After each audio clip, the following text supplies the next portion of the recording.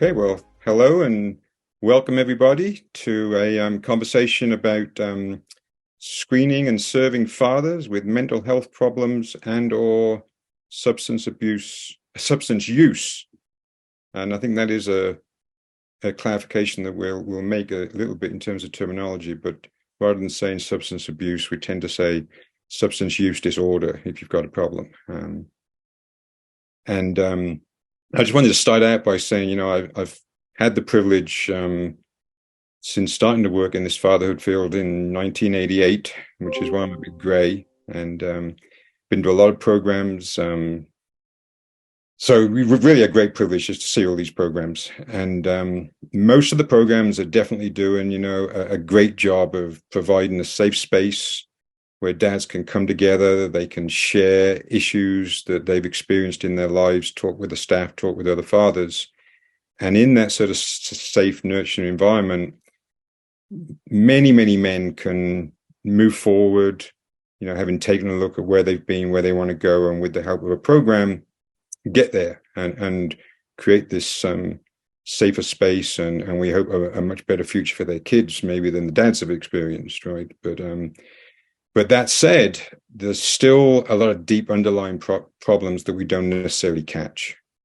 And so today, that's really where we're going to focus. And we've got 3 experts in this field who have been doing this work for a long while. And it's a question of how do we identify those deeper problems, and how do we identify ways in which we can help guys deal with that. And so that's where we're going with this conversation. And before we dive into that, I just want to briefly introduce each of these esteemed individuals, and then we're going to dive into the conversation. And you're going to learn a lot more about them as they share about their program. But and you can go to their bios, but you're going to learn basically by the wisdom they're about to share. And so I'll do this in alphabetical order. So we have Lamar Henderson. If you'd like to wave at us, Lamar. He's the man with the bow tie, very smartly dressed, out of California.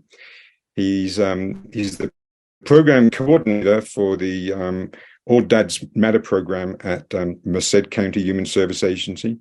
He actually shared the other day that he moved to Merced to start this program 20 years ago, Lamar, or longer than that. Exactly 20 years ago, right? Yeah. Okay. So besides coordinating this program, he also facilitates a range of parenting programs for the agency. He's a certified trainer for a program focused on adverse childhood experiences and also helping men recover, which is a trauma-informed approach to supporting men who have experienced trauma. He's got a staff that are qualified to do some deeper work with men, which a lot of programs don't have the privilege of having. And he's also the co-author of an article on helping the youth experience the benefits of father involvement.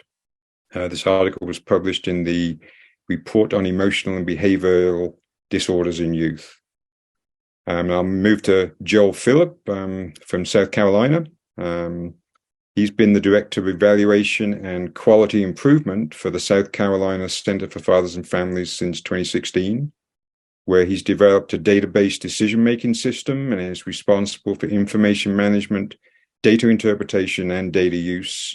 He also conducts and disseminates research and evaluations to support continuous quality improvement. If you've ever been a federal grantee, you'll have heard continuous quality improvement before, and it's very important. We've got to keep looking at what we're doing so we can make it better. Joel's got more than 20 years of evaluation experience in education, public health, and child welfare. And he was an assistant professor of psychology for 10 years at the Center for Child and Family Studies at the University of Southern California's College of Social Work. So he and Lamar have maybe not crossed paths, but at least you've enjoyed the beautiful California weather.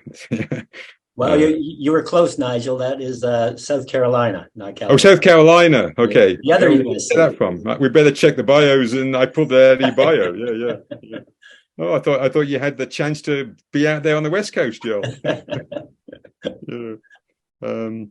So finally, Ted Strader, he's the senior here.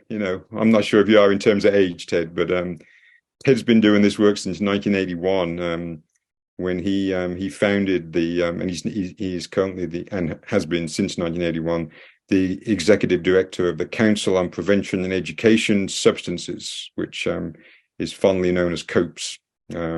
He's got extensive training in chemical dependency treatment and prevention, and he's the lead author, program developer of the Creating Lasting Family Connections curriculum, which has been used in all 50 states, I believe, Ted, right? And around the world, yeah. So it's pretty powerful. And it's also got a lot of evidence-based findings, I think. And based on his deep experience, and Ted has deep experience, which you're going to hear, as do Lamar and Joel, he's developed a theory on behavior change that he outlines in his book, Building Healthy Individuals, Families, and Communities, Creating Lasting Connections. And that's a theme that I think we're going to hear a little bit about as we dive into the conversation now. Just the importance of relationships and how if you can't manage your mental health or behavioral issues, that's going to get in the way of your relationships, and particularly relationships with the children. So with that, I'm just going to give each of the presenters an opportunity to respond to a couple of brief questions, and then we'll get more into the subject matter. But first of all, I've asked them to do this in 10 words or less, which I know is a challenge, but I'd like each of you just to give me one short sentence as to why the work that you do, to help families, why is that work so important? I'll start with Lamar. You go on the left of my screen, Lamar. So, well, good morning, and thank you, Van. Wow, that's a very profound question that you ask. Why do I do this work? But I do have an answer, and the answer is just simply, this is exactly where I'm supposed to be, doing exactly what I'm supposed to do at this point in my life right now. It is my purpose right now. And so it all makes sense to me. And so that's why I'm here. Okay. I said it was a challenge to do it in 10 words, but that's wise, Lamar. Yeah. Joel. Well, thank you. Thank you, Nigel and Lamar and Ted. Hello. And thank you for having me on the panel. I think if you want to address some of the root causes of social ills, whatever social ill you want to pick, teen pregnancy, juvenile delinquency, crime, etc., I think you really got to start with fatherhood. And that's what brings me here today and why I do this work. Thank you. And Ted? Well, I suffered trauma as a child due to substance abuse and mental health issues. As a young adult, I developed understanding, forgiveness, insight as a young adult to move through my pain and suffering. And then people were drawn to me because of that. And then I felt this ginormous call from the universe to help and do what I can. So I do what I can. Mm-hmm. And, that's one of the things that I take away from this work as well. I said I had the privilege to meet so many people like you guys, and it always just sort of fills me, in terms of the passion that everyone brings to it, and also the number of people who have, dealt with their own issues and now really want to help other men and their families. Yeah. And I think that is what drives this field, and why, pretty much everybody you meet doing this work are exceptional people. And, I've heard so many people say that. So it's tough work though, right? And we have to look after ourselves. Yep. And we have to look after our staff, and we have to make space for our staff to look after that. So our conversation today is mainly about how do we help dads do that, but we have to help ourselves do it too. So I'd also just like to hear from you very briefly. How do you handle that? What do you do in your spare time? What do you do to relax, to release this, just to be you? And you can take this in any order you want. Well, I got 3 kids, aged 7, 9, and 11. So your question is presumed that I have spare time. But when I do have spare time, I do enjoy golfing. Cool. So you can whack the ball, yeah. Yeah. Lamar, go ahead. have an amazing wife of 32 years, 33 if she agrees to re-up the contract in October. We have two amazing daughters, 33 and 25. And then I have an amazing 8-year-old granddaughter who, and so what do we do to rejuvenate in the spare time? We have a lot of music in our house. We play a lot of music. We love being together, sitting in our backyard.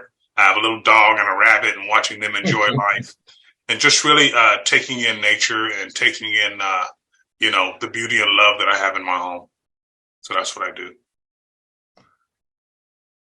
So I've got a 16-year-old daughter, 4 adult children with 5 grandchildren. I have a house in the city and a 265-acre farm, so I'm a farmer.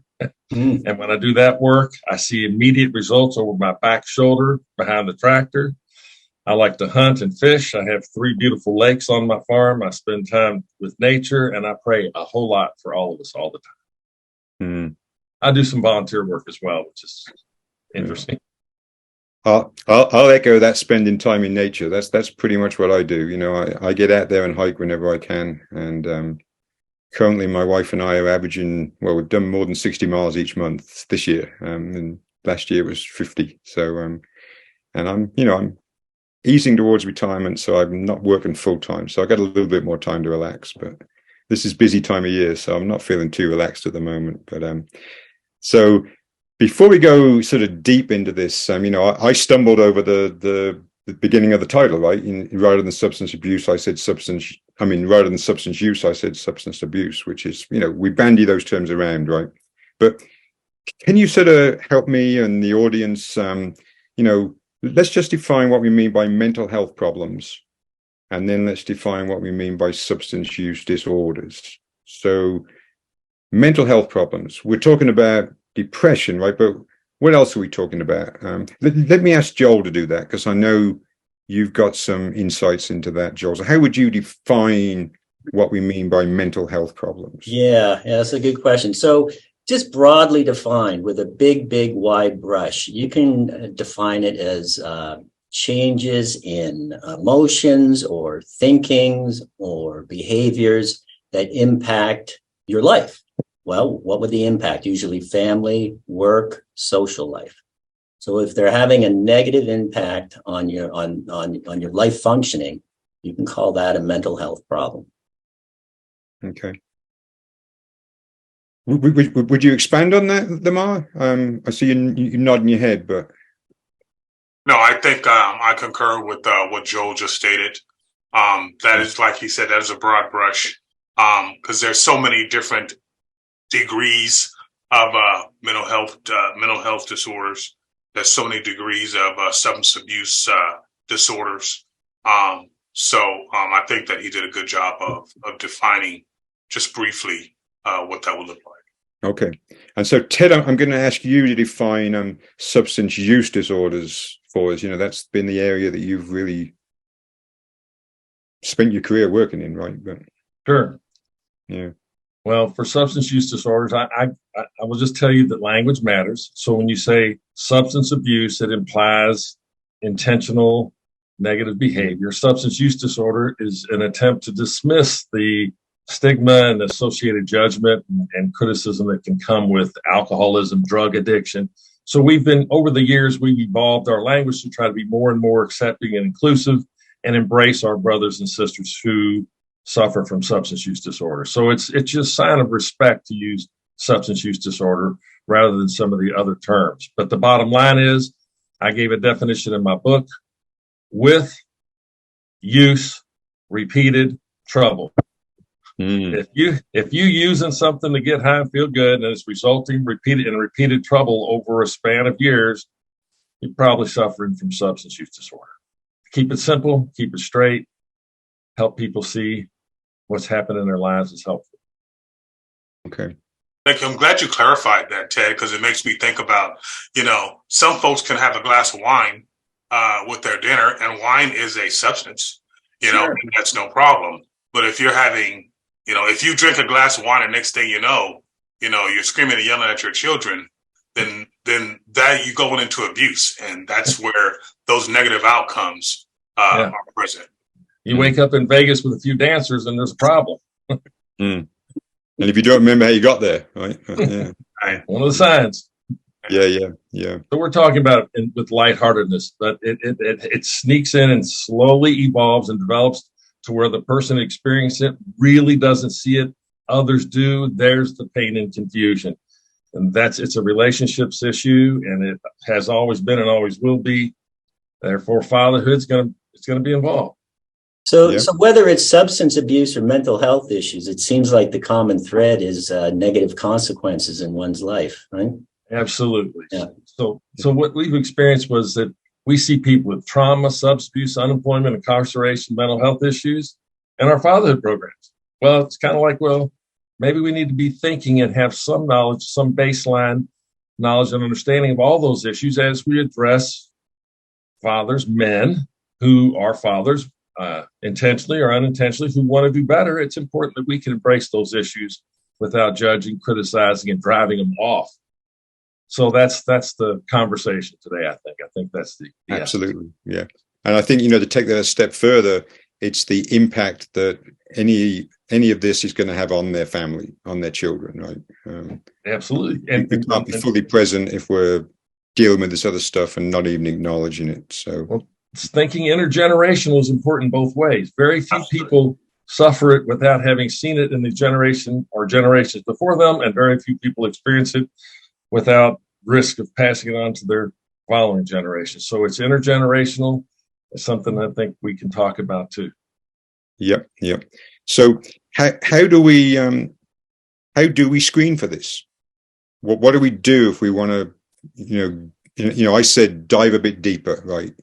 We do intake, we meet the dads when they come in, we get to know them, but how do we make sure we're diagnosing, if you like, these issues that may be impacting them that they're not even sharing with us up front, right? Well, be careful about asking a fatherhood program person to diagnose anybody for either substance abuse or mental health. But screening, so listen, the definition is, hey, I think any fatherhood program, any social service program ought to be able to do screening. But diagnosing takes a little more skill and practice, and probably don't want to put that level of responsibility on a fatherhood program per se, although some of us do, but most of us would not. So being careful about understanding those distinctions is helpful. So screening is different than assessment. All of us might have a real vested interest in doing screening, but only a few of us would be doing assessments, if that's helpful. Would you agree, Lamar?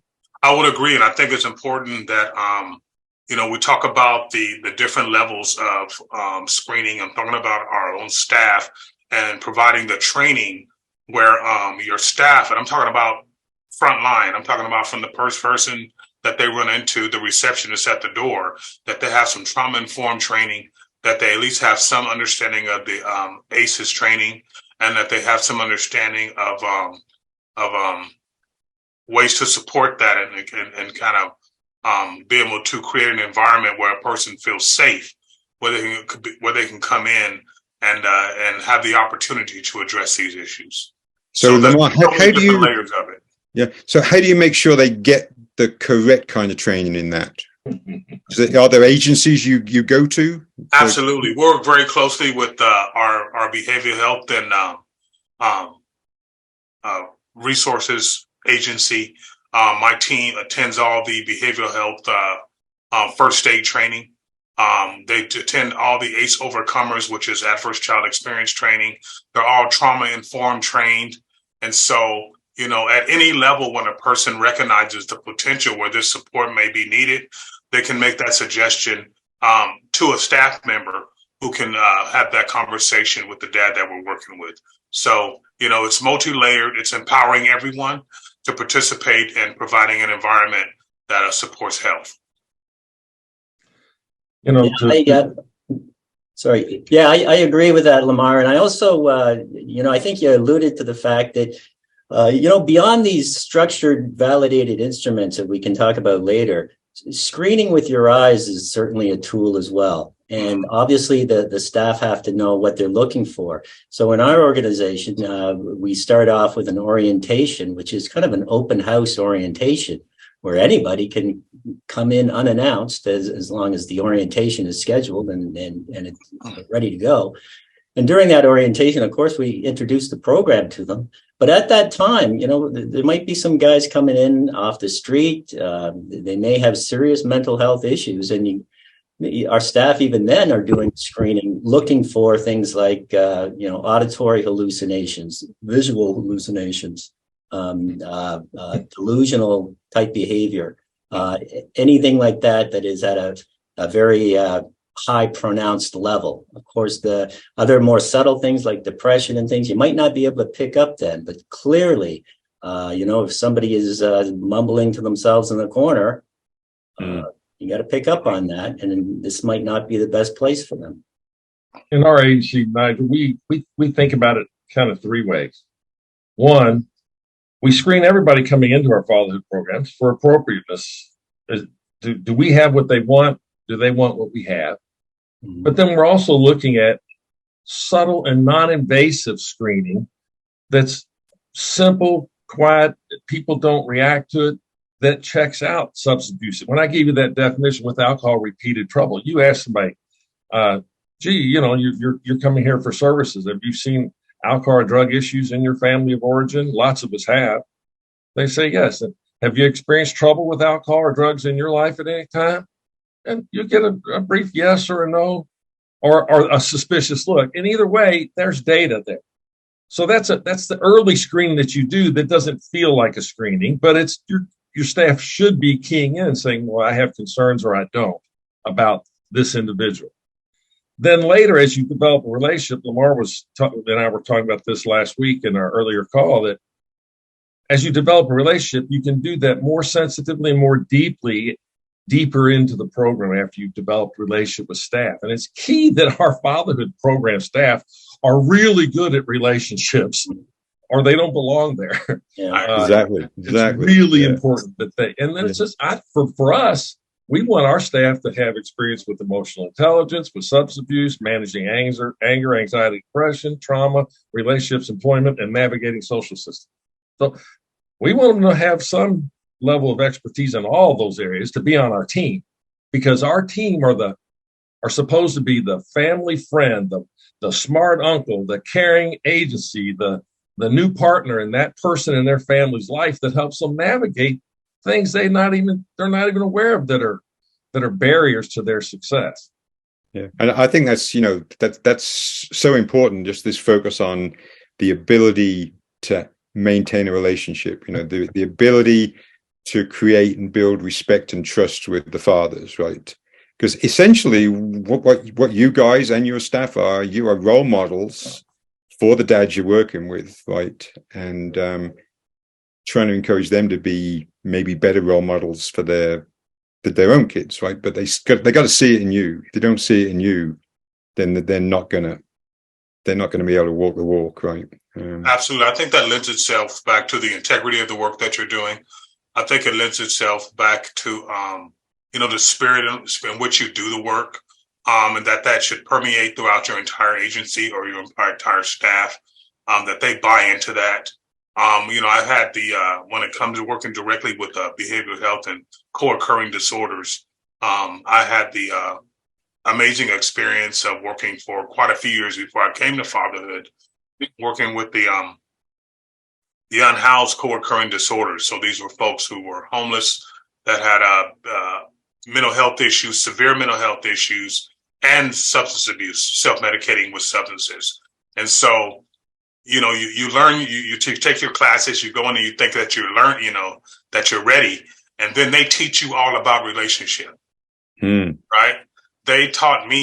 My clients taught me about relationship, that you don't help me, you support me, right? You don't guide in front of me, you follow, you come next to me. It's not your goals for my recovery, it's my goals for my recovery.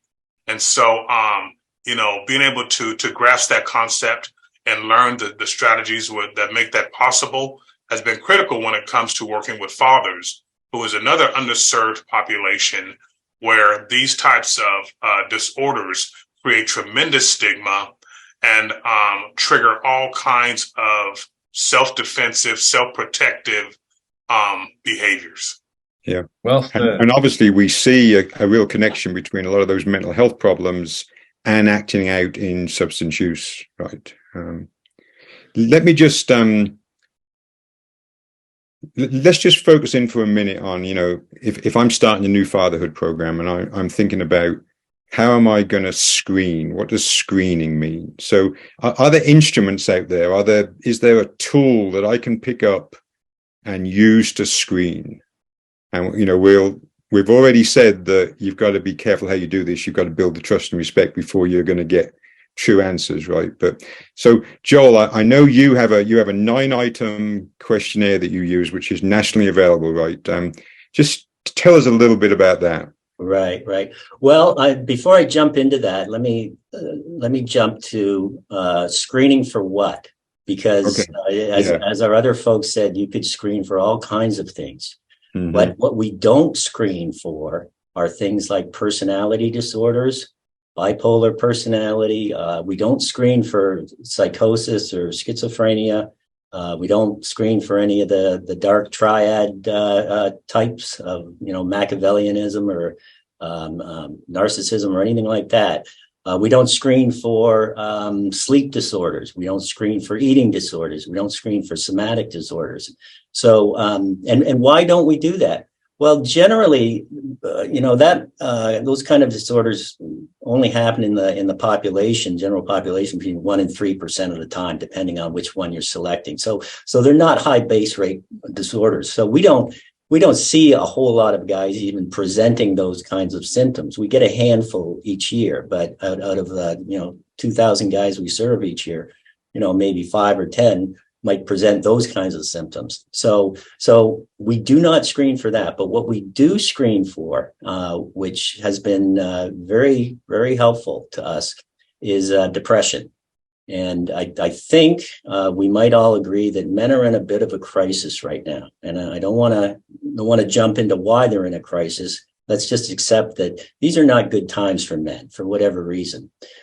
We have a lot of guys presenting to us with depressive symptoms. They certainly don't come in and confess that they are depressed. They do not walk in and say, I need your help, and by the way, I'm depressed. What they will do, though, will answer our short questionnaire. It's called the PHQ-9, Patient Health Questionnaire 9. And the 9 is for 9 very simple questions. And this is a validated instrument that's used by the CDC, used by a bunch of researchers. It's very simple, very easy to administer. It takes about, maybe 3 minutes, I'd say. Questions are very clear. It basically asked the respondent in the last few weeks, 2 weeks. So we're talking in the time frame of 2 weeks. Have you experienced these symptoms? And then it lists the symptoms, and things like, not feeling down and sad, not sleeping well, perhaps feeling that things are pretty hopeless. And you score that instrument on a scale of 0 to 3. 0 being no, and really haven't had any of that in the last 2 weeks, to 3 being, just about every day I'm feeling like that. And that instrument is scored in a range of 0 to 27. So if they get all zeros on those 9 questions, they got a score of 0. If they got 3 on all those 9 questions, they're at the high end of the scale of 27. And, in the last couple of years since we've done that, we have found that about 25% of our guys, 1 in 4, are scoring a 10 or above, which indicates moderate to severe or even severe depression. So, and the breakdown is actually 15% are moderate, 6% severe, and 4% are severe. So, well, what do you compare that to? In the general population of men, depending on how you want to define depression, but with the traditional definition that most people use, in the general population, having any type of score of 10 or above. We've got 25%. Mm. So that's 5 times what you would see in the general national average. So it's a big concern for us. But we found that PHQ-9, again, publicly available, easy to administer, very helpful. Yeah, and that's really interesting, Joel. So part of me starts thinking that, although guys come into programs, they're not coming in to tell you they're depressed, but then they know they've got some issues, they know they've got some problems, right? Yeah. So they are coming for something. They just don't necessarily know what they're coming for. Well, yeah, many times they don't even know they're depressed. It's not that they're going not that they're kind of hiding something, but sometimes they don't even know it, perhaps because they've been feeling like this for so long. Yeah, but maybe they've gotten into some issues or...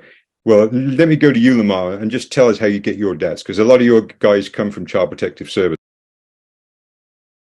We are a program that's open to all dads. You don't have to be an HSA client. You don't have to have an open CPS case or even going through family court. We're open to all dads that want to engage. And yes, a lot of times for those that we are serving that have open CPS cases or on the verge of getting a CPS case open, within the case plan, there'll be a request for a behavioral health assessment, in which case that will be forwarded to the behavioral health department.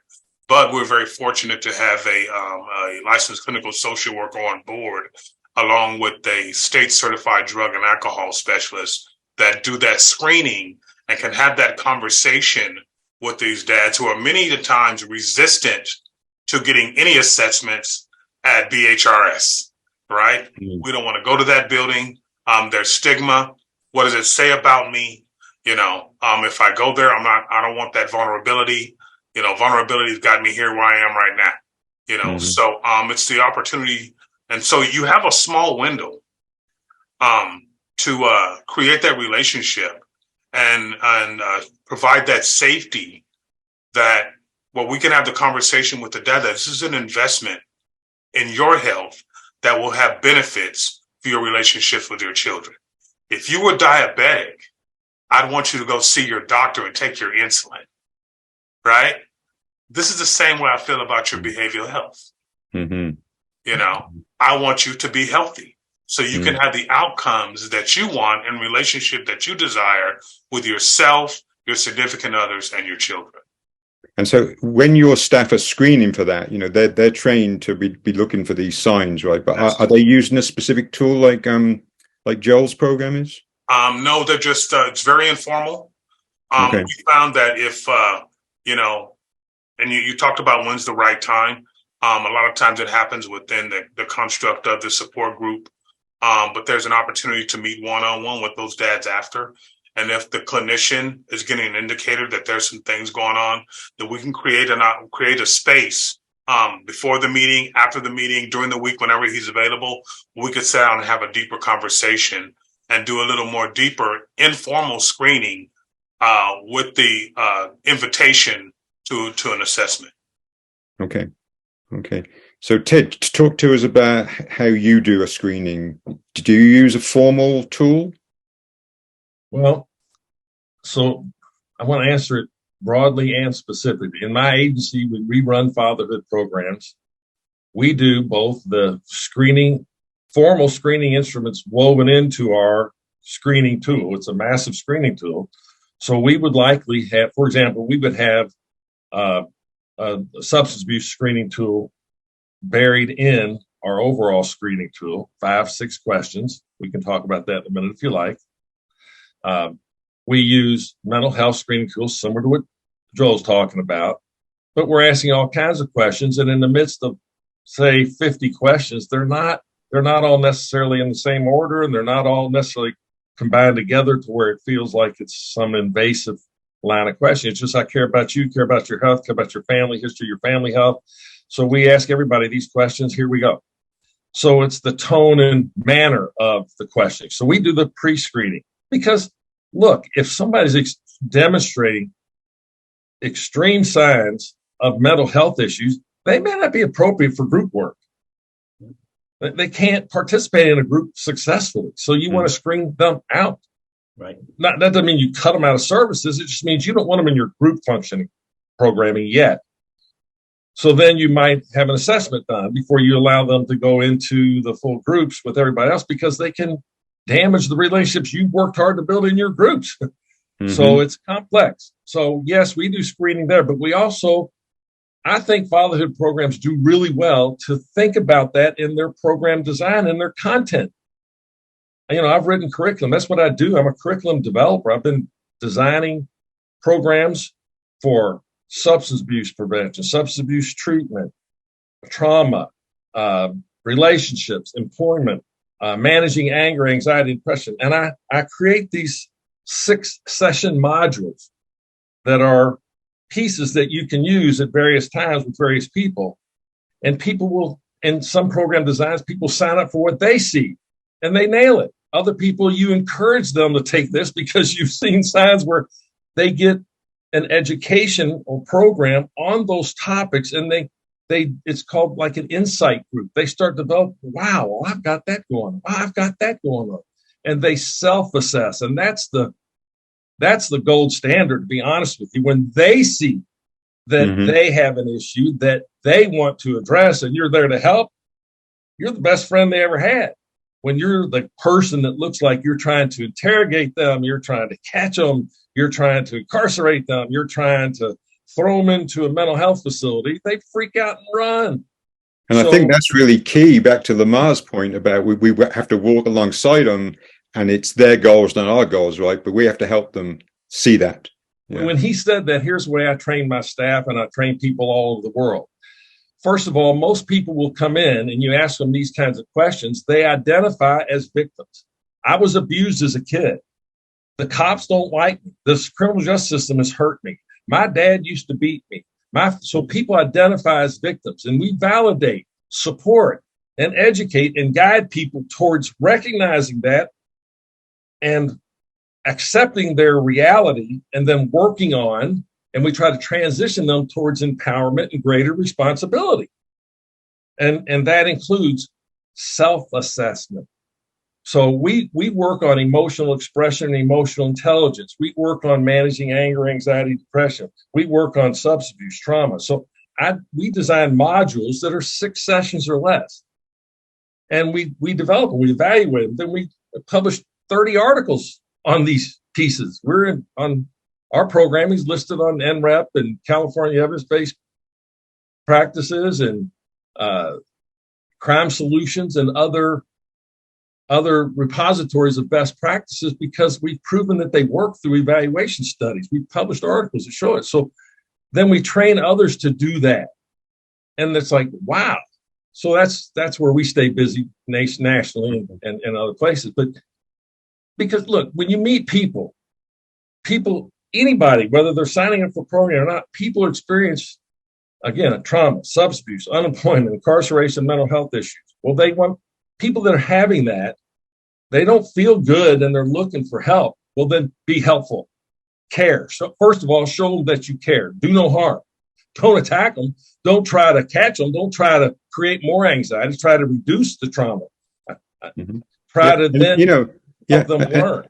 Yeah. And again, I think that is what good fatherhood programs do, right? So, what we're sort of doing with this conversation is trying to push people just a little bit further by using these words, screening and assessment. So I want to go back to screening and assessment, because you pulled me up, Ted, when I say diagnose. You can't diagnose, right? Unless you're a qualified person. But probably beyond just doing a screening, what does an assessment entail? What do we mean? What's the difference between screening for something and then assessing? We're assessing for treatment. Is that the difference? Or are you asking me? I'm asking whoever. I think Joel's got an answer. Actually, I see Joel thinking about it. But yeah. Instrument is shorter, much shorter. So there's the length of it. Right. An assessment instrument definitely, and at least in my opinion, has to be given by a trained individual. You can get away with a self-administered screening instrument, just presented the right way, and the individual completes it on their own, and then you can score it and whatnot. But in terms of an assessment, it's usually in depth by a trained individual, and there's usually multiple pieces to it. Not only just filling out questionnaires or surveys. There's an in-depth interview to it and a deeper case history made. So, and I don't want to oversimplify this, but would it be correct then to say that, most fatherhood programs could screen, right? They could do something to screen, I would and say then they so. can do something to help meet some of the issues that they're seeing in program. Yes. I would venture to say that most fatherhood programs are doing screenings, whether they're aware of it Yes. or not. Thank you, Lamar. Yes. Because what they're doing is they're working with those fathers to identify those barriers. And many times those barriers are couched somewhere within behavioral health or substance abuse. So they're doing it already. It's just they just may call it something different. They may call it a conversation. Yeah. So that's a great point. Yeah. So really, in fact, when we start talking about screening tools, we're almost talking about giving a program a tool that they can use to show funders that we are doing this, because often, funders want something concrete, right? So you're doing it, but how do you prove you're doing it, right? And that to me is one of the conundrums of all the work we do. And I do want to be mindful of our time, and I want to be sure we talk about how can we help, right? So we can do some screening. We can make sure we have qualified people help with assessments if we find something a bit more serious, right? But what can we do in a typical fatherhood program? And Lamar, talk to us a little bit about what you shared to me when we first spoke. Well, not first spoke, but when we spoke a few weeks ago, about what you do with the guys you take to Yosemite. What's the purpose of that? Well, what do you do? Yeah. Right. The purpose of the trips to Yosemite is to introduce an environmental therapy. It's an opportunity to relieve stressors. It's amazing that, living in Merced, we are 60 miles from one of the most majestic places in the world. Where people come from all over the world. You could walk into Yosemite right now and hear over 100 different languages from 100 different countries around the world. And the majority of the people that live in our community have never seen it, have never been. Yeah. So it's what I love about it is there's not a lot of curriculum and talking involved. When you're in a place like Yosemite, that's as majestic as it is, the air, the sky, the visual effects, the aesthetics of it all. You don't have to do a lot of curriculum. Let Yosemite do what it do. And just be in that space and introduce that space from the perspective of the same sky that you're amazed with right now is the same sky that you live under at your house. And it's accessible to you. So it's just an opportunity to introduce some different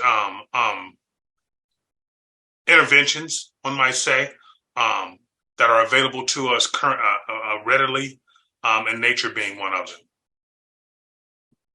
So you're taking advantage of the local grandeur, and it's what it is. It's to further the conversations that you're having with these guys, right? Right. It's strength-based, and it's strength-based in the sense that we're not in an environment where we're going to talk about all your problems today. I want to talk about the strengths of who you are. You know what I'm saying? Yes, you may have some substance abuse issues. Yes, you may have some mental health disorders, but I'm here to deal with the father. I'm here to deal with the man. That's not your identity. That's part of what you're dealing with, but that's not the totality of who you are. Let's talk about the amazing things at who you are. I've met, in my career, some people who had significant mental health issues, schizophrenia and things of that nature, that are absolutely brilliant. They're amazing artists and amazing draftsmen and just super smart. This is just a particular challenge that they have to deal with, So it allows me to see the person in the totality of who they are, as opposed to just a symptom or just a diagnosis. Mm-hmm. So, Joe, at the beginning, you started saying something about, when you find guys with some issues, what you do internally in the program. You don't have these qualified folk on board to go deeper, right? But what do you do just then to support guys who you see have a few maybe depressive issues? Right. Well, let's talk about the moderate depressives then, which again is about 15% of our guys. They're feeling what? They're feeling isolated. They're feeling lonely. They're feeling disconnected. What is the number one issue we can do for them is get them to group. That is the number one issue. And it doesn't, and I'm with you, Lamar, it doesn't really matter at that point what the content is. And I know what you're not going to do. You're not going to say, come to group so we can discuss your depressed feelings. Don't say that. But come to group and structure it around an activity. Whatever it is, that's fine. Hey, well, we're going to even learn about parenting tonight, better parenting. Okay, that's good. We're going to do some activities about that. That's fine. But don't structure it around discussing your feelings, and you'll have a N of 0 in your group. But if you bring these guys in and help them to feel less isolated, more connected, that is the number one issue, and help them to develop that band of brothers. Because right now they feel completely alone, very much alone. And whether it's one person as a caseworker or ideally a band of brothers that you develop through the group, those kind of feelings are going to gradually dissipate. They'll feel a little bit more connected every time they come to group and feel like they're not a worthless piece of stuff on the pavement. So that would be number one thing I'm sorry, Joe, carry on. Yeah, no, that would be the number one issue I would say in terms of treatment. Get them out of that self-isolation kind of mode that they're in, that loneliness mode, and get them doing something with other people. Even if it's just a one-on-one with your caseworker, that's fine. But ideally getting them into a group and getting them reconnected to people, because that's what depressives do. They isolate themselves. Yeah. What I was going to say was, that a lot of times when I've met fathers in the fatherhood program, particularly when I've had a panel of fathers as part of a training session, I would always ask them, so this is training for other fatherhood programs, right? So I would ask the guys who've experienced it. One of the questions I would always ask is, what kept you in this program? Why would you recommend this program? What was it about this program? And there's always one word that I always hear. 4 letters, begins with L. Love. They get love. They feel loved, right? A lot of these guys have not felt that. And so that's exactly what you were both just talking about there. Yeah. So Ted, the guys you work with, do they all have substance use issues, or is it that's not your sole focus, right? There's some that would also be somewhat depressed or... So in our programs, when we're running them at our local agency, when we were funded with ACF funding to do fatherhood program, we were recruiting people from incarceration settings and from drug treatment programs, because 2 things are going on there. Mm-hmm. They know they've got an issue, and they know they're going to be free, and they want to do better and not go back. That's huge. So that's one recruitment strategy. What a great way. And we were always full. We never had a waiting list. I'm sorry, we always had a waiting list. We never had an empty seat. Well, that's not true. We'd have an empty seat after we start a cohort, and maybe somebody would have a problem, or they move, or they would refer on to treatment. We'd had very few empty spaces. We closed our sessions because you building those bonds, those relationships. You didn't want to bring somebody new into a group that already had bonded. They feel awkward and the group feels awkward. But I would challenge some of what Lamar and Joel are saying about it. I think that, and it's a slight challenge, I agree with the premise. You don't want to walk in and start talking about their problems. You do want to build the group. So I agree with everything you said, but a listener might hear something. You don't want to go in there and talk about feelings. Oh, yes, we do. Because if we can't get to a place where we do that, we're not deep friends. We're not deep relational builders. We're not taking them as they are. We're avoiding what they're afraid to talk about. So we demonstrate the courage to bring up those topics, but not early in the relationship. Right. I know Lamar's going to feel me on this. Yeah. Don't do it early. Absolutely. Yeah, let me clarify that, Ted. I would not market our groups as a feeling group. Come to our feeling group tonight. Agreed. But certainly, absolutely, I would let that happen organically. Yeah. Well, we don't just let it happen organically. We steer it. I mean, by purposefully. Mm-hmm. I mean, relationships have structure. They have meaning, and there are predictable patterns. So as a curriculum developer, I know that there are ways to get people prepped step by step to go deeper and deeper and more authentic, more and more transparent, more and more accepting of the unconditional love that you're talking about. So it's not enough to build the love. Then you got to use the love to face the tougher underlying issues. So that's what we do. So that's same. I guess we're saying the same thing. I just wanted to challenge it slightly so that someone listening didn't miss the point. I'm not afraid to talk about addiction. It's just part of life. I'm not afraid about substance use disorder. I'm not afraid to talk about depression, anger, anxiety. I suffered through those issues in my own family. So when they see you as a brother who has had similar, not the same experiences, even though I might be a white guy, I might be a black guy, I might be staff that's female, I might have staff that's Asian or Pacific Islander. On a human level, we share some human experiences on the emotional level. We know what pain is. We know what hurt is. We know what loneliness is. And we know what acceptance feels like, validation feels like, support feels like, education and guidance with love. And so we do push toward deeper levels of expression of emotional. And we're building emotional intelligence and we're building emotional acceptance. So that's the slight difference. But so some of our agencies, we recruit people that have a known issue. They've already busted through the fear and the denial. But with other groups, we're recruiting people just who want to be better fathers. And then we got to slowly go there a different route to just open the door to that. Mm-hmm. So you're knowing your target population, then using your curriculum components in a way that match their motivations, their desires. See, a lot of people think curriculums, they think it's cut and paste, same thing for everybody. Well, no, I create modules. Here's a module on this topic. Here's a module on this topic. Here's a module on this topic. Now, know your audience and pick the right module at the right time for your audience, and then you lead them towards success. That's the guidance part of empowerment and responsibility. Okay. So I'm seeing a couple of questions coming in here, and one is asking about how do I get hold of some of these tools, and I just want to say that we are going to share links to various resources that you'll be able to access at the end of the event. Also, there's a few people really wondering, okay, well, this is all great, but what do I do if I've got guys with more serious issues? How do we meet that need?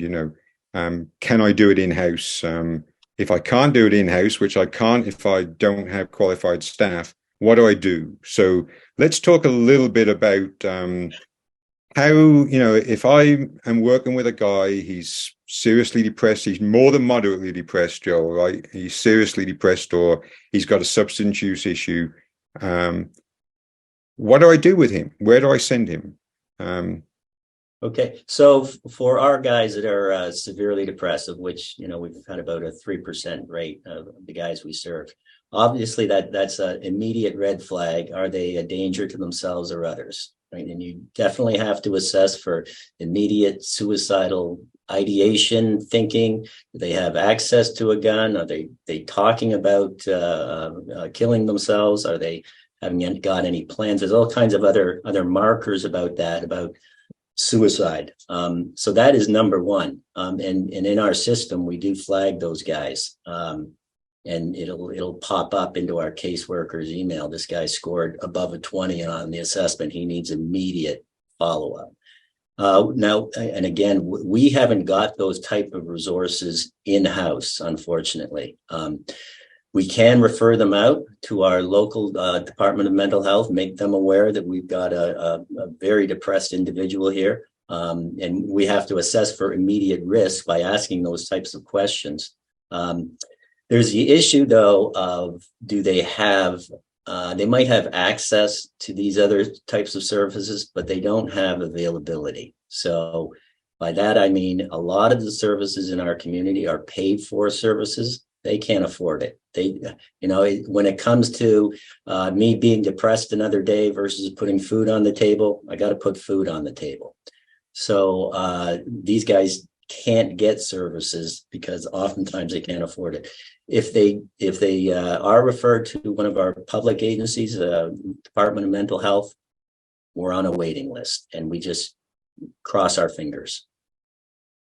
But you keep giving support in program. Yes. We certainly don't kick them out or anything like that, but they are very closely monitored. And again, we really got to assess for that harm to self or others, and make a case for, well, this guy's going to be safe. He's going to be all right, at least for today, and then keep on checking up day after day after day. Thank you so much for sharing that, Joel, because if you're doing this work, I'm sure Ted will agree as well. For as long as we have, then danger to self and danger to others are going to come up. You know, what I appreciate is that it came up in my office. You know, that you felt safe enough. They trusted you.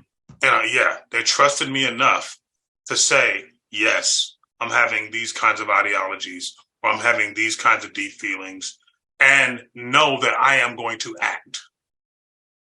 Because as soon as they come in and say, I'm going to tell you something, I says, okay, I'm here to listen, but I want you to know that I am a mandated reporter. Right. And this is what I report. Yeah. And they proceed forward, then they're going to get exactly what they came to see me for. Yeah. And that is that lifeguard, you know, that is making that call, you know, that is supporting them as they go to behavioral health and maybe be on a 5150 and then reconnect with them when they get out and continue that relationship. But it's really, you know, a serious cry for help when you hear that. And we are accountable and responsible to respond. Yep. Let me add a quick comment. I think we're all on the same page, and I appreciate what you both have said. I'm going to just share another element of that and broaden it out to other issues other than just safety and suicide. Let's go back to substance use mental health broadly. And I get a lot of static from this. I get a lot of praise and I get a lot of criticism for saying this. I'm going to say it anyway because I believe it and I've had to do it myself. So I don't ask anybody to do anything I don't do. I think if we're running fatherhood programs that serve men and we recognize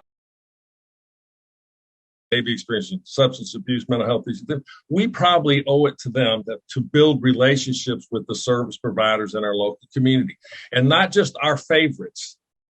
I think it's important to have public providers, private providers, insurance paid providers, free providers. Self-help works for a lot of issues.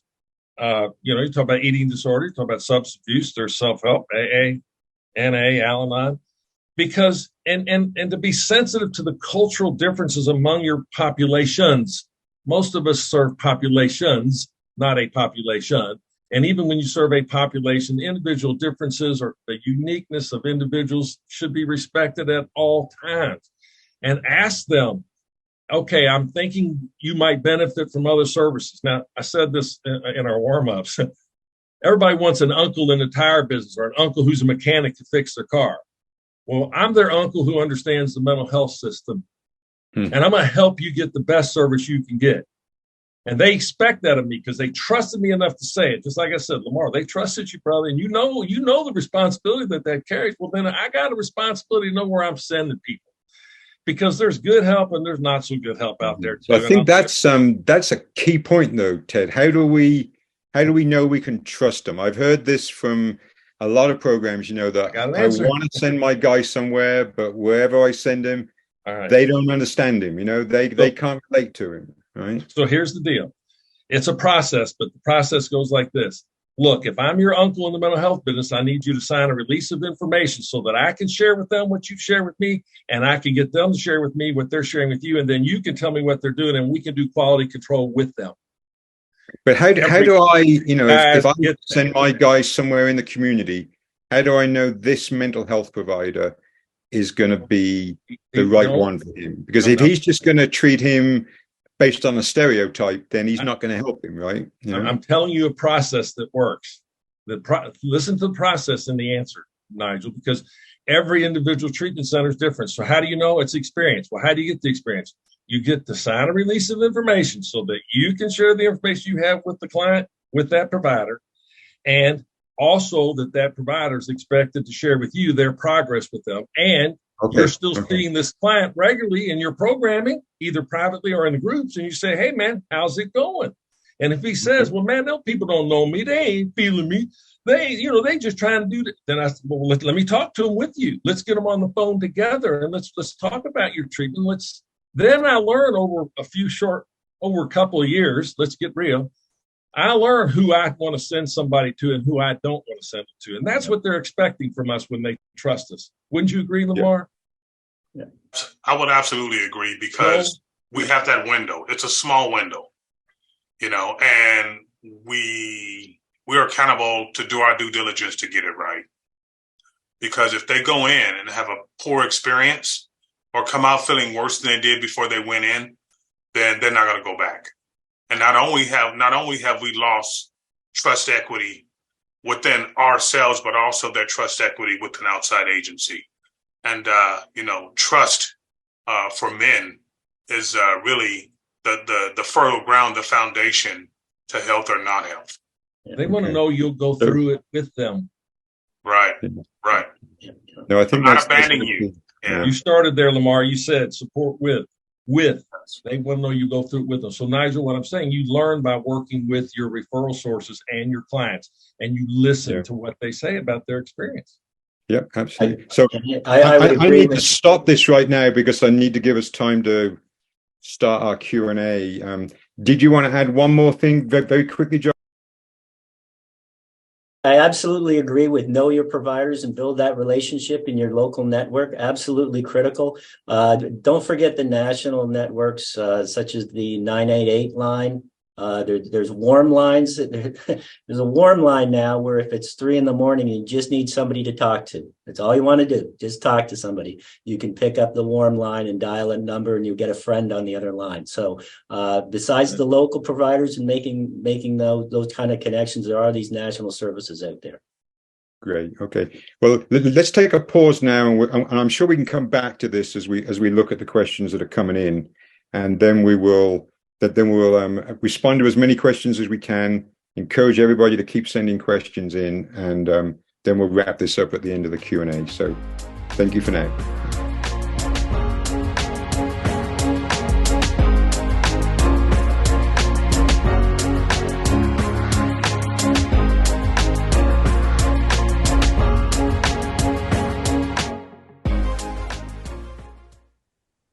Well, so let's see if we can respond to some of these questions, guys. I think a good point to start is I've been taking notes on some of the key points, and I do want to tell everybody that you are going to receive, I think in the next 2 weeks, you'll receive some slides or some information with key resources from all the sessions. So that will include links to a lot of the tools that we've been talking about, and also to sum up some of the key takeaways. So I just want to say a few things that I think are key takeaways, and I think they chime in with some of the questions that have already come in. So these are some of the key points that you guys have made, I think. One is to really talk about the importance of training fatherhood staff. I'm going to come back to that in a minute. Another one is to help dads increase their own awareness of their own mental health, so that we can guide them to ways to be there for their kids now and through the next generation. To incorporate brief screening tools, and to develop these community partnerships of services, right? Let's just go back to training. And I think a couple of people have asked this, how does a program train its staff, and what do they train them for? And we talked about that a little bit earlier, but specifically, how do we talk about training staff to be trauma-informed, to be aware of mental health and substance use disorder issues, and to understand the difference between screening and assessment, and to be careful about the words we use, not to say diagnose, not to say substance abuse, and other things like that. So tips. How do you advise? I know Lamar responded to this a little bit in our discussion, but what more would you say about where does a program go to get this training, and what kind of training are they looking for?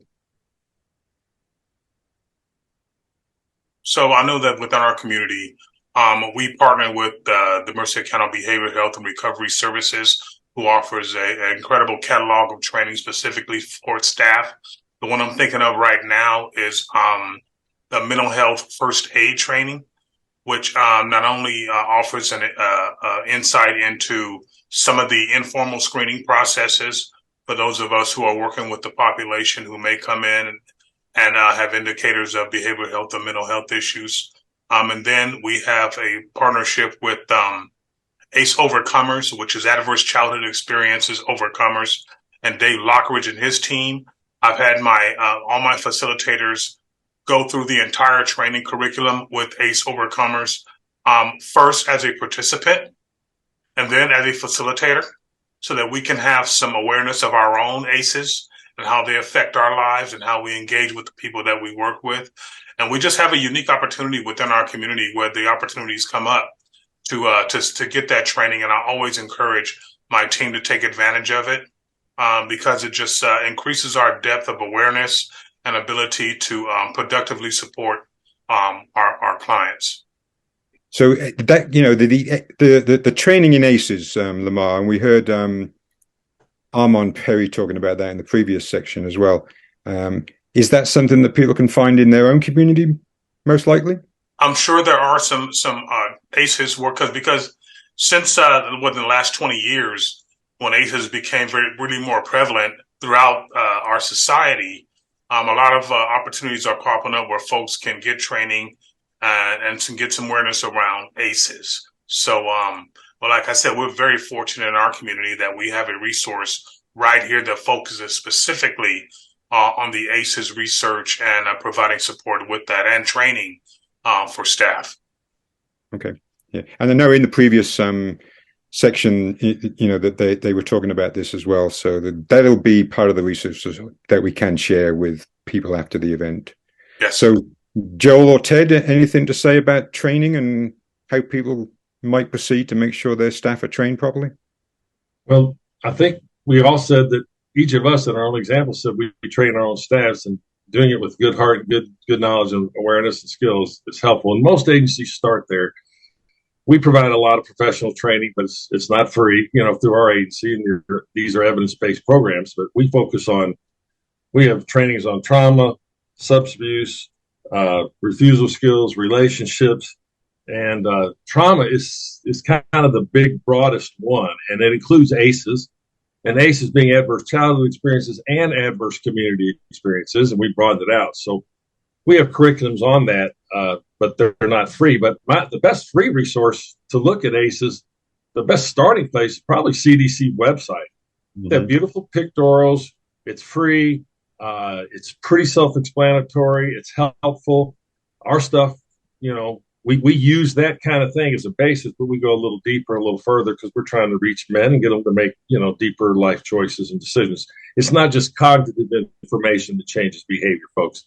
It's cognitive information along with some motivation and support guidance. And that's why I focus on developing curriculums that systematically move people in those directions. Yeah.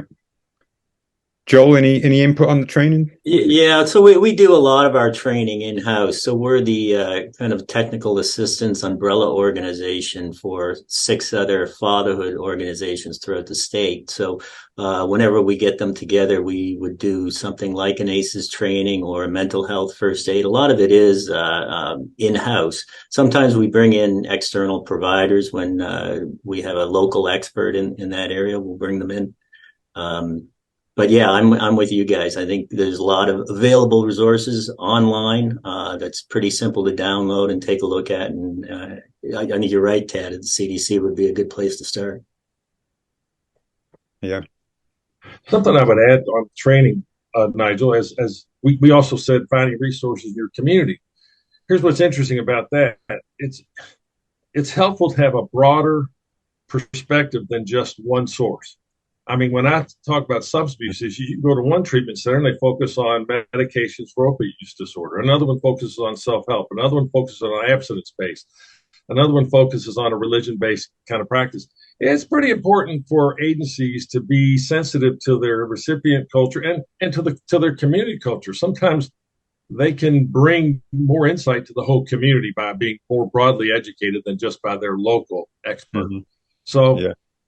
Understanding in mental health and substance abuse that there are multiple roads to recovery is helpful, so that you don't look like you're pigeonholing people at your view of what's right for them, but in a mutually negotiated view that might work for them specifically. So cultural awareness is really helpful, and agencies oftentimes promote their their approach to treatment as the only approach.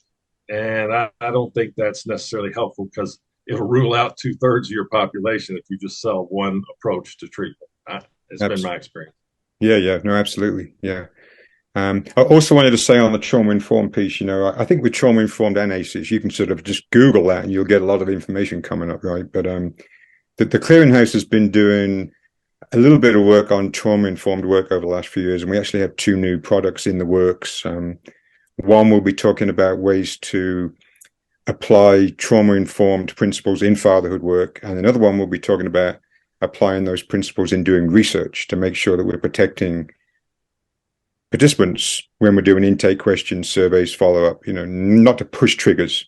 And if you do, to know how to react. So that's just a shout out that they'll be posted at some point. It always takes much longer to get these things posted than I think it will, but they'll be out there in the world soon.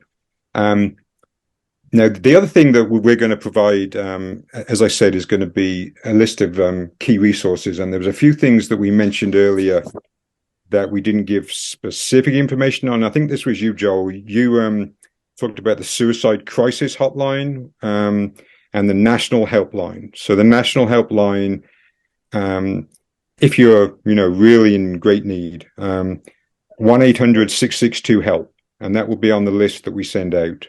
It's confidential, free, 24 hours a day, 365 days a year, English and Spanish. And do you want to say any more about either of those? Yeah, and just recently, within the last year, there is a national 911, and I shouldn't have even said 911 because it's 988. But it is a 3-digit number you can call if anybody is at risk for suicide. Immediate 24/7 help. They can direct you to resources. If you have an individual who is suicidal, you don't know what to do, it's 3 a.m, dial that number. That's great. We'll make sure we get that on the list as well. Yeah. And on the list, we do have a list of various tools. We talked about, well, actually, I'm going to stay with you here for a minute, Joel, because we got a question asking about, let me see, what was the specific wording? Is there any reason to screen for depression but not anxiety? And I know this is something that you feel pretty strongly about. So first of all, do you want to just respond to that question and then talk about the different measures that you could use for anxiety? Yeah, sure. So there's a pretty good overlap between depressive symptoms and anxiety symptoms. They're both mood disorders, and they're both pretty common mood disorders. There's about a 53% overlap between the two. So if you use one instrument, say the PHQ-9, the Patient Health Questionnaire 9 that I mentioned, for depression, chances are you're going to pick up a good number of people suffering from anxiety and depression as well. You won't pick up all of them. You might miss the purely anxious individuals. On the other hand, if you use something like the Generalized Anxiety Disorder Scale, the GAD-7, the 7 simple questions about anxiety, you'll pick up all the guys with anxiety and some depressive symptoms, but not the purely depressed guys. So either way, you're going to miss a few. But again, in our experience, most of our guys, and it's tied to unemployment as well and circumstantial stress. They're coming in with those kinds of issues. And it's showing up in depression mainly, not so much as anxiety. Hence, we started using the PHQ instead of the GAD-7. Okay, great. I'd like to add something there, Nigel. Sure, go ahead. And there's an overlap also with substance use disorder questionnaires and mental health questionnaires. So if you get depression, you might want to also ask the substance abuse questions as well, because they commingle, and sometimes people with substance use disorder will appear depressed and would meet that criteria, but they'd also meet the substance abuse criteria. And then you got to think, is this dual diagnosis, or is this one or the other, and is it masking? So that's why you move from screening to assessment, because the screenings don't quite refine it to the finer points. So a fatherhood program probably ought to be pretty good at screening, but they don't need to be great perfect at assessment. But to be aware that if you do a screening for depression, it's helpful to also do a screening for substance use disorder to see if they're overlapping. Yeah. Now, can I just add, if you really want to do a very comprehensive screener, and remember the kind of definition of a screener is that it's short and sweet, right? But if you really want to do a comprehensive screener, there's one called the Prime MD PQ, and that combines the depression screener, the anxiety screener, some screeners for substance abuse as well. But it's 4 pages, so there's a time cost associated with it. Again, the PHQ, you can do that in under a minute or so. These other ones might take a little bit longer, but they're a little bit more comprehensive in screening for other issues as well. Yeah. If I could just say that this is, I want to use the word refreshing, but really it is exciting that we're having this conversation around behavioral health, mental health, and substance abuse issues in men, because traditionally when we think about fatherhood programs in the past, it was all about just getting you a job, right? Mm-hmm. So when Joel brought up unemployment and the correlation with mental health, I've always thought that, we have programs that give men jobs, but are we addressing the issues that cause men to lose their jobs? We can have an excellent rate of 70% of employment, but where are they in 90 days? If we have never addressed the underlying issues that create the unemployment in the first place, then we're almost setting people up to fail. So this is exciting to have this conversation. Yeah. And I really appreciate that comment, Lamar. Yeah, perfect. And actually, let me stay with you because next question I was going to ask, actually, somebody asked us, how do you distinguish between talking about mental health and behavioral health? Because a lot of times they get used sort of interchangeably. That's a good question. And I'm not sure that I'm qualified to really answer that question in regards to the differentiating between the two. So I'll allude to my 2 co-panelists that they can give you a more comprehensive answer on that. Okay. Who wants to take it? Well, I'll give it a shot, Ted. Okay.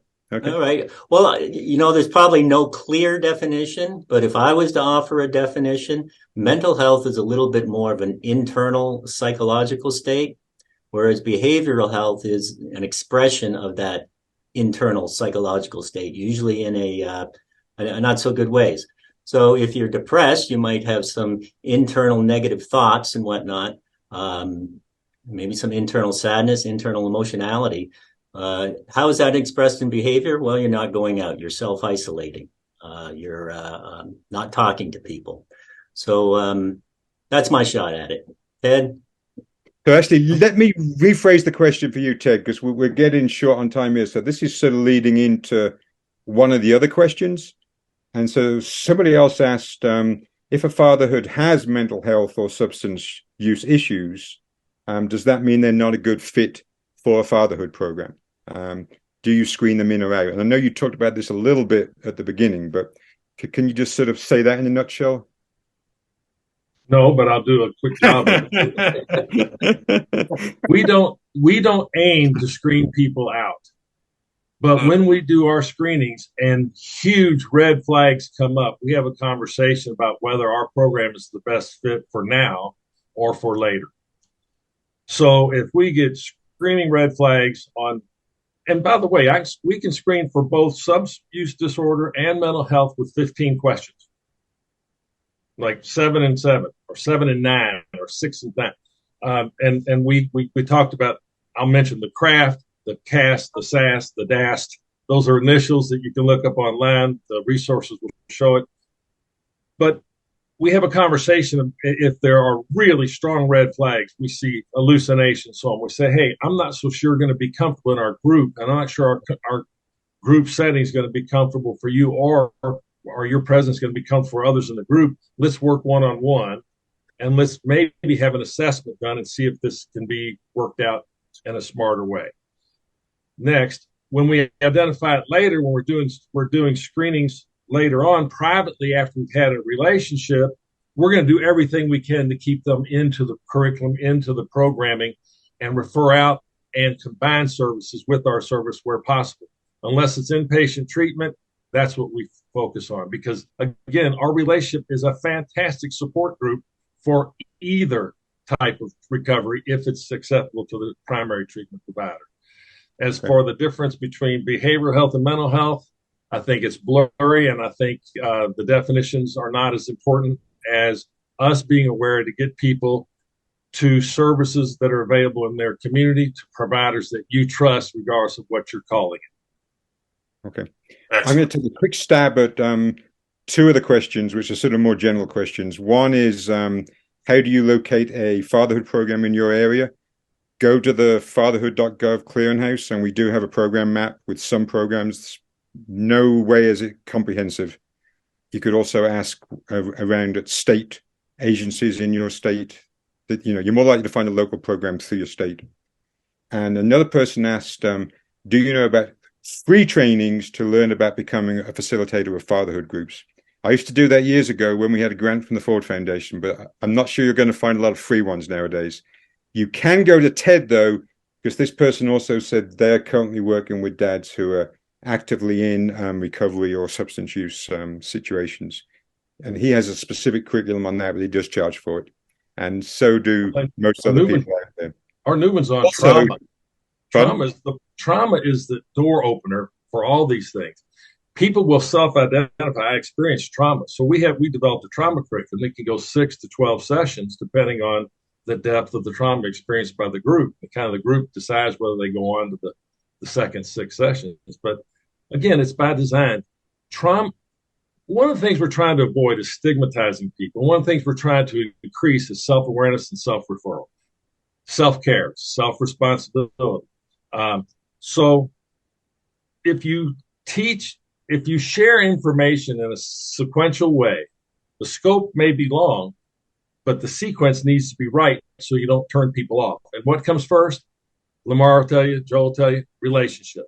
Then information, then behaviors, and screening kinds of questions. Does this go on in your life? If so, you could do this. Then people get on a path of improvement for themselves. They don't see themselves as being grabbed and thrown somewhere. They see themselves as catching on and tuning in. And that's a whole different feeling. Okay, and that's a great summary of facilitation. And I would also say you can find materials on being a group facilitator on our website. Just type it in there. We're out of time. I want to give each of you one opportunity to say just 2 or 3 words, and this really has to be words. And I like the idea of a bumper sticker that Sherry had. And I said that to you. Has anyone got a bumper sticker? Joel, you got a bumper sticker? Well, since I talked a lot about mental health and depression, how about a bumper sticker saying reach out? Okay. Ted, can you do a bumper sticker? Fathers matter. Cool. Lamar, I'm going to give you the bumper sticker, and then I'm going to let you close this out with a summary of the very short thing you said to us earlier. Absolutely. I would say be the port in the storm. Okay. Be the safe port in the storm. And lastly, I just wanted to reiterate how honored I am to be on this panel with this group of passionate helping professionals, including you, Nigel. You know, in the depth of work that we all do, I think that it's critically important. I remember a couple of things that resonate with me throughout the conference. I've heard the words valuing men. That has resonated throughout the conference over the last couple of days. And it takes me to a word that I heard from a phrase I heard from Kenneth Braswell. One was speaking to the hearts of men. And then lastly, if you say that you're a family agency, but you're not serving fathers, then you're not a family agency.